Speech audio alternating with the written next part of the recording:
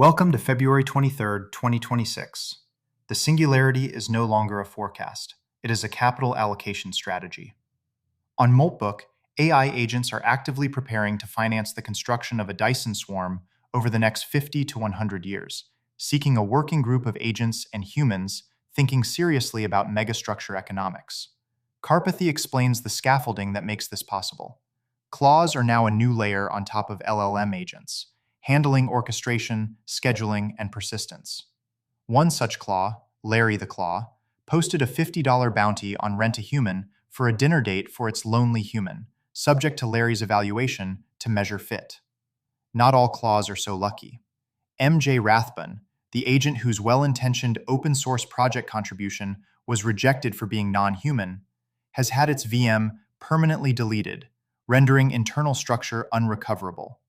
Machine endurance is now being measured in work shifts.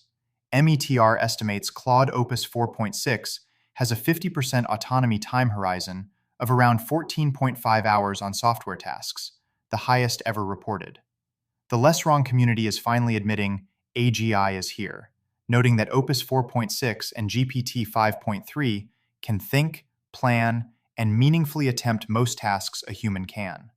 Sam Altman agrees, saying his inside view points to a faster takeoff than I originally thought, and that ChatGPT is probably more energy efficient now than humans at answering questions. The efficiency is weaponizable. Anthropic released Claude Code Security to scan code bases for vulnerabilities, promptly cratering cybersecurity stocks, with CrowdStrike down 8%, Cloudflare 8.1%, and SailPoint 9.4%. Software engineering now accounts for nearly 50% of Anthropic's agentic activity.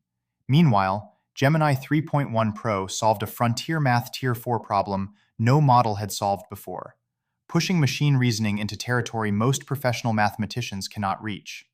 The culture war over synthetic creativity is heating up. ByteDance's C-Dance 2.0 video model is fulfilling childhood wishes to see the T-800 fight the Predator, Chucky, John Wick, and Neo. AI films were supposed to start screening in AMC theaters, but the chain killed the plan in a moral panic that already looks quaint.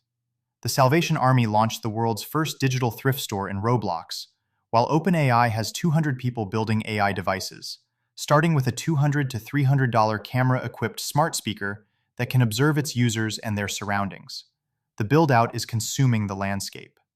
U.S. farmers are fielding offers exceeding $120,000 per acre from data center developers.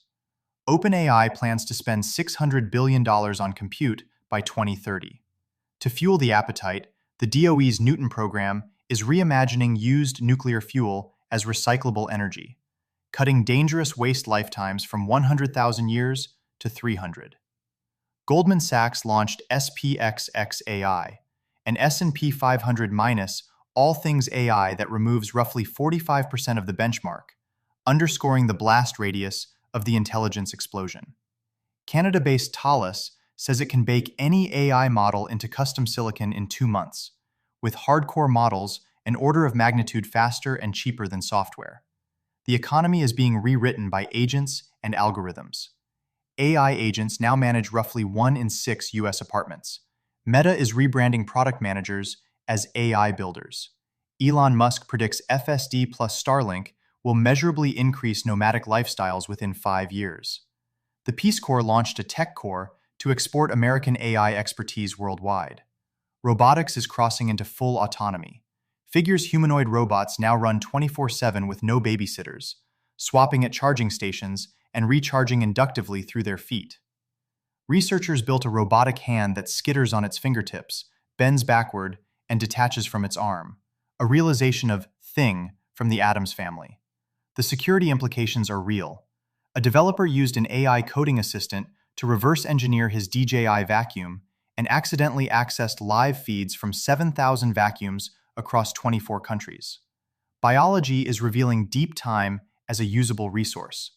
Bacteria from 5,000-year-old Romanian ice show antimicrobial activity against 14 escape group pathogens, including MRSA.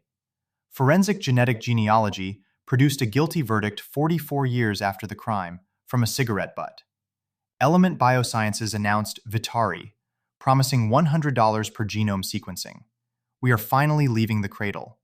NASA is now targeting March 6th for Artemis 2 to fly 4 astronauts around the moon. And the Secretary of War responded to the White House's historic UAP declassification directive with alien face and salute emojis.